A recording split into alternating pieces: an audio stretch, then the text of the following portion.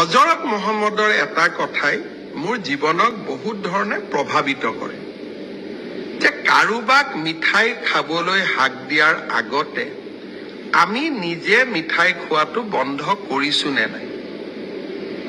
ৰাতিপুৱাৰ পৰা কংগ্ৰেছ দলৰ প্ৰেচিডেণ্টসকলে, কংগ্ৰেছ দলৰ প্ৰাক্তন মন্ত্ৰীসকলে, অখিল গগৈ ডাঙৰীয়াই কৈ আছে নহয় সোনকালে সোনকালে দি দিয়ক, আপোনালোকৰ কথা মতে কাম কৰিম। কিন্তু আপোনালোকে মোক মিঠাই খাবলৈ হাক দিয়াৰ আগতে নিজে মিঠাই খোৱা বাদ দিলে নে নাই।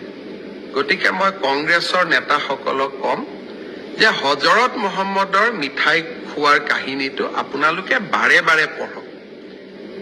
ইছলাম ধৰ্মক ভাল পাওঁ বুলি ক'লেই নহ'ব, মুছলমানৰ ভোটৰ কাৰণে কম্পিটিশ্যন কৰিলেই নহ'ব, নবী গৰাকীৰ কথাও আমি মাজে মাজে শুনিব লাগে।